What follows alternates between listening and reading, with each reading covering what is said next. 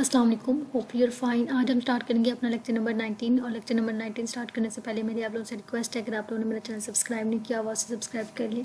अगर आप लोगों को वीडियो अच्छी लगती है उसे लाइक करें और दोस्तों के साथ शेयर करें। आज हम स्टार्ट करते हैं अपना लेक्चर नंबर 19 और आज हम पढ़ेंगे सॉफ्टवेयर क्वालिटी एश्योरेंस एक्टिविटीज़ के अबाउट, और पीछे भी पढ़ के आए हुए हम।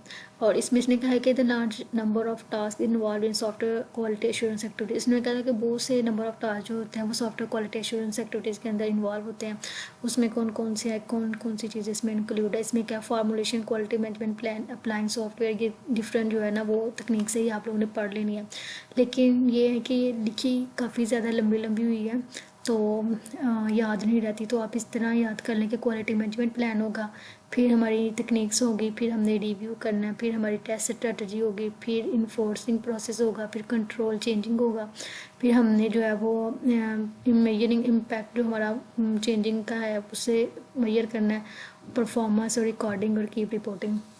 इस तरह जो है ना ये मैसे ना ये सब इंपॉर्टेंट नहीं है, सही डिफरेंट नीचे इन्होंने डिटेल बताई हुई है। लेकिन अगर आप लोगों के पास क्वेश्चन आ रहा था तो ये आता है कि कौन कौन सी चीज़ें इंक्लूड है, तो आप लोगों ने ये बस नाम लिख देने हैं, ठीक है। और इनमें से ऐसा है कि जो आ सकता है वो है फॉर्मल टेक्निकल रिव्यू, इसमें जो चीज़ इंपॉर्टेंट है। बाकी ऐसा जो है इसमें कोई इतनी चीज़ इंपॉर्टेंट नहीं है, और यही बार बार चीज़ें जो पीछे हम पढ़ के हैं वही रिपीट हो रही हैं।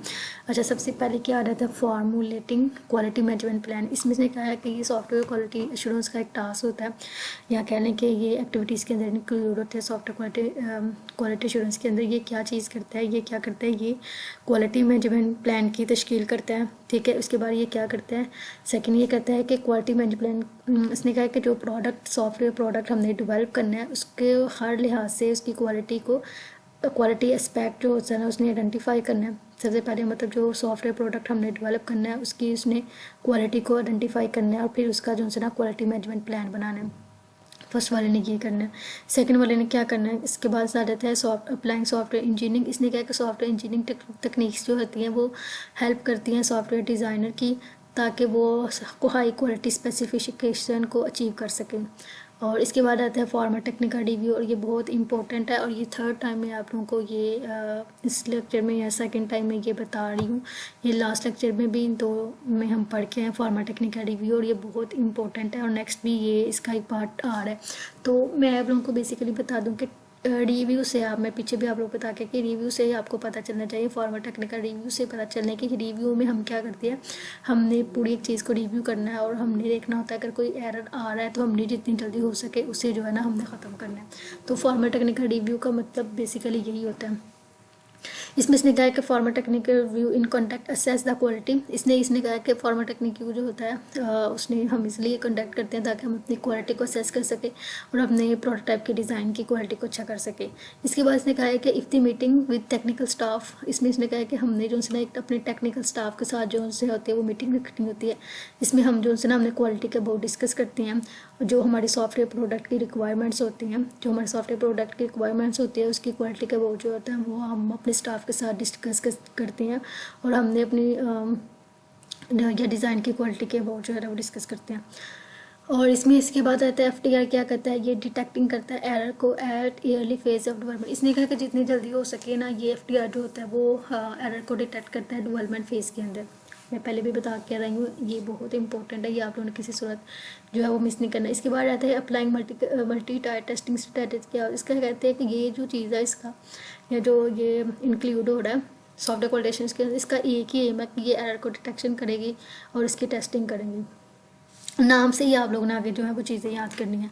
और इन्फोर्सिंग प्रोसेस एडेरेंस का क्या मतलब होता है, इसने कहा है कि प्रोडक्ट के डेवलपमेंट के दौरान इसने क्या करना है, जो प्रोसेस हमें ज़रूरत होती है तो इन चीज़ों को वो जो सा होता है ना वो उसने ज़ोर देना होता है कि जिन प्रोसेस की हमें ज़रूरत है वो अपने प्रोडक्ट के दौरान ही उन प्रोसेस को किया जाए। इसके बाद आता है प्रोडक्ट इवेल्युएशन। इसने कहा कि product evaluation ensure the standard laid down for project are follow. इसने कहा कि ये जो सा प्रोडक्ट इवेल्युएशन जो होता है वो इस चीज़ की इंश्योर हमने करवाना है कि जो हमने मयार मुकर्रर किया होता है अपने प्रोजेक्ट के लिए, हमारा प्रोजेक्ट होता है वो उसे ही फॉलो करे। उसके बाद आ जाता है मोनीटरिंग, और मोनीटरिंग में हमने क्या करना है कि प्रोसेस इंश्योर किया होता है, इसने कुछ स्टेप जो होता है वो फॉलो करने हैं प्रोडक्ट डेवलपमेंट प्रोसीजर के दौरान। मॉनिटर करना है कि जो हमने अप्रोप्रिएट स्टेप जो होते हैं वो हमने जो अपने प्रोडक्ट के डेवलपमेंट प्रोसीजर के दौरान जो चलते आ रहे हैं उन स्टेप को ही हमने ना फॉलो करवाना है, मॉनिटरिंग करना है, ठीक है। उसके बाद कंट्रोल चेंजिंग आ जाता है। इसमें अभी पीछे भी मैं कंट्रोल चेंजिंग आप लोगों को पढ़ा के आई हूँ, तो आगे फिर ये आ गया। इसमें यही है task combine human procedure and automated tool. पीछे भी मैं आप लोगों को कुछ पढ़ा के आई थी लेक्चर नंबर 18 में, तो इसमें भी आप लेके ह्यूमन प्रोसीजर ऑटोमेटेड टूल जो होती है क्या प्रोवाइड करते हैं, ये मैकेनिज्म जो हमें प्रोवाइड करती है कंट्रोल चेंज के लिए। ये इंपॉर्टेंट है कंट्रोल चेंजिंग वाला, ये पीछे भी आपको बता कर आई थी। इसके बाद रहता है मेजरिंग इम्पैक्ट ऑफ चेंजिंग। इसने कहा है कि change is inevitable in the software development life cycle का जो चेंज हमारा जो सॉफ्टवेयर डेवलपमेंट लाइफ साइकिल में आता है वो हमारे लिए नागरेज या नाखुशगवार होता है। तो हम क्या करें, इसने कहा हाउ तो हम आप ये करें कि जो जिन चीज़ें चेंजेस की नीड है वो चेंजेस करें और फिर उसे मेजर भी करें, उसे मॉनिटर भी करें। और इसके बाद आ जाता है परफॉर्मिंग SQA ऑडिट्स। इसमें इसने क्या है कि सॉफ्टवेयर डेवलपमेंट जो होता है वो तरक्की तब ही करता है सॉफ्टवेयर डेवलपमेंट प्रोसेस जब हम उससे कंपेयर करेंगे इस्टेब्लिशिंग प्रोसेस के दौरान जो होता है वो जब हम अपने सॉफ्टवेयर प्रोडक्ट प्रोसेस को कंपेयर किसके साथ करने हैं, इस्टेब्लिश प्रोसेस के साथ हम कंपेयर करते हैं तो हमारा सॉफ्टवेयर क्वालिटी जो इसका जो मतलब इसके मतलब है तरक्की करता है। इसके बाद आता है कीप रिकॉर्डिंग और रिपोर्टिंग। इसमें देखा keep recording and reporting show the collection information relevant. इसने कहा कि इसने कहा कि हमने इसमें रिकॉर्डिंग भी करनी है और रिपोर्टिंग भी करनी है और हमने इस चीज़ की जो सा होती है कि ध्यान करवानी कि जो इन्फॉर्मेशन हमने कलेक्ट की हुई है वो हमारे सॉफ्टवेयर क्वालिटी एश्योरेंस के रेलिवेंट हो। ये ना हो कि हमने जो चीज़ रिकॉर्ड की हुई है वो हमारे रेलिवेंट ही नहीं है, वो हमें चाहिए नहीं है, तो हम क्या रिकॉर्ड कर लें। इसने कहा कि जो भी चीज़ रिकॉर्ड करनी है वो हमारे रेलिवेंट हो सॉफ्टवेयर क्वालिटी एश्योरेंस के अबाउट। इसके बाद आता फिर इम्पोर्टेंट आ गया रिव्यू का मैं पहले भी आप लोगों को बता के आई थी।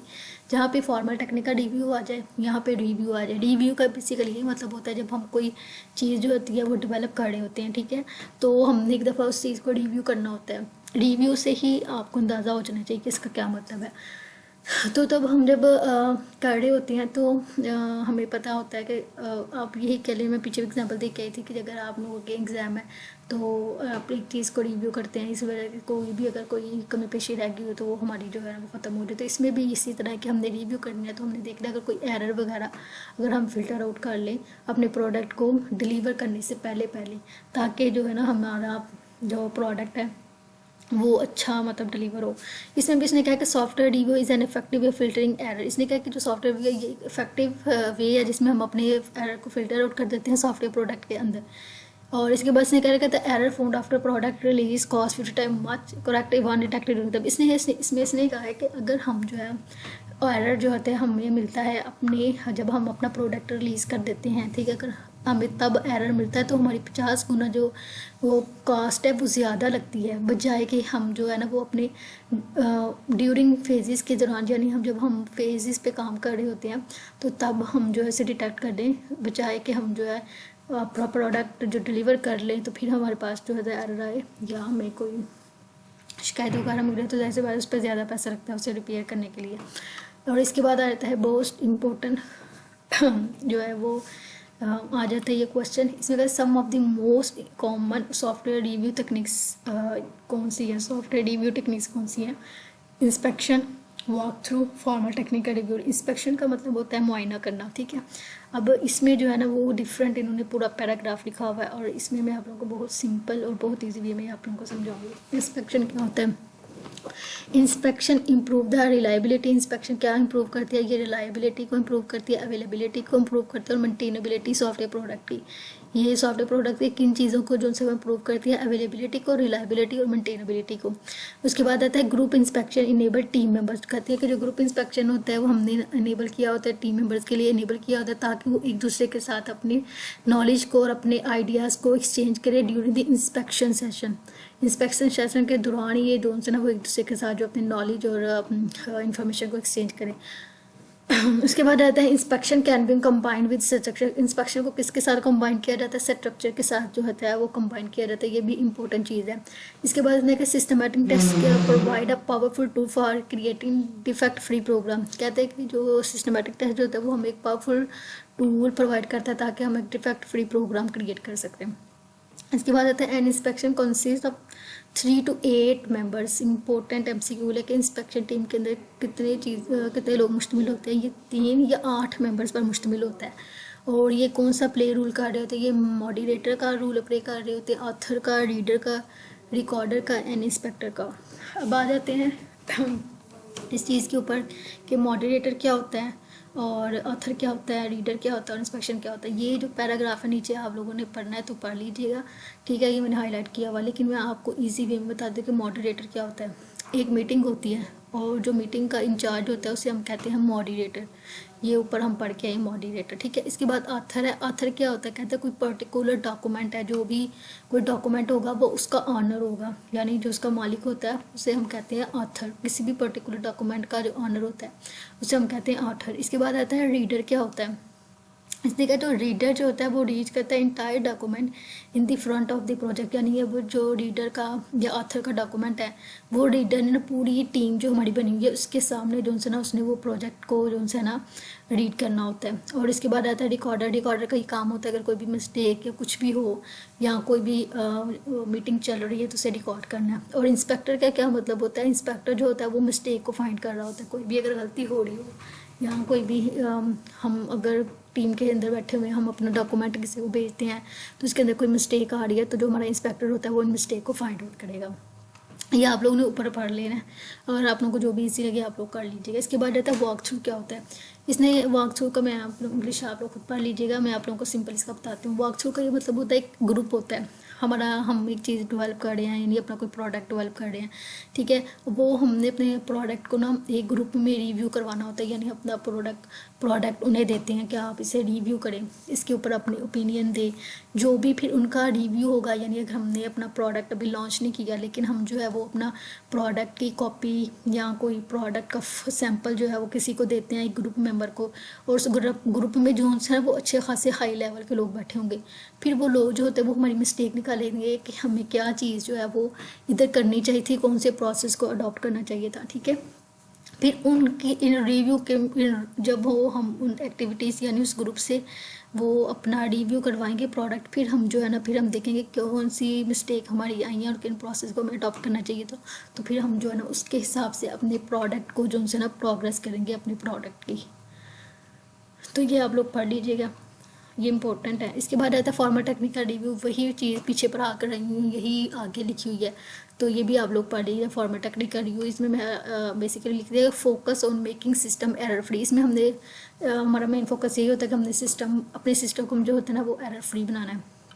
इसके बाद आया था formal FTR also concentrate entire product. जो पूरा जो FTR है ना वो पूरे प्रोडक्ट को पर जो सा होता है वो कंसनट्रेट कर रहा होता है। द पार्टिसिपेंट इन FTR, ये बहुत इंपॉर्टेंट आ जाता है MCQ के। कौन से लोग जो होते हैं वो पार्टिसिपेंट होते हैं FTR के अंदर। डेवलपर जो होता है, प्रोजेक्ट का लीडर और ऑल द रिव्यूवर्स, ये जो सा होता है वो पार्टिसिपेंट होते हैं FTR के। और इसके बाद इसने कहा कि मीटिंग के एंड में जो सा होता है हमने रिव्यू करना होता है, फिर हमने जो अपने इश्यूज़ जो होते हैं ना उन्हें रिकॉर्ड कर लेना होता है और फिर हमारी जो रिव्यू इश्यूज़ लिस्ट आ जाती है, ठीक है। फिर उसके बाद उसकी मीटिंग में के दौरान जो है ना हमने उनको रिव्यू की समरी बनानी होती है और समरी की जो रिपोर्ट है वो उसने कहा कि इसको डिस्प्ले कर देना टेबल के फॉर्म में। और अगर कोई भी किसी भी किस्म का आप लोगों को क्वेश्चन हो तो आप लोग जो है वो कमेंट बॉक्स में पूछते या समझ किसी चीज़ की ना आ रही हो किसी टॉपिक की तो फिर आप दोबारा बता दीजिएगा, मैं आप लोगों को बना कर दे दूँगी डिटेल से। और मैं आप लोगों को बताइए इसमें क्या चीज़ इंपॉर्टेंट है। ये वाला लेक्चर, ये वाला पॉइंट जहाँ पे मैं लिखा हुआ है, और इसमें फॉर्मल टेक्निकल रिव्यू वाला इंपॉर्टेंट है, कंट्रोल चेंजिंग वाला इसमें जो है वो चीज़ इंपॉर्टेंट है। बाकी बेशक आप लोग जो उनसे वो नाम ही कर लें तो वो काफ़ी रह जाएगा।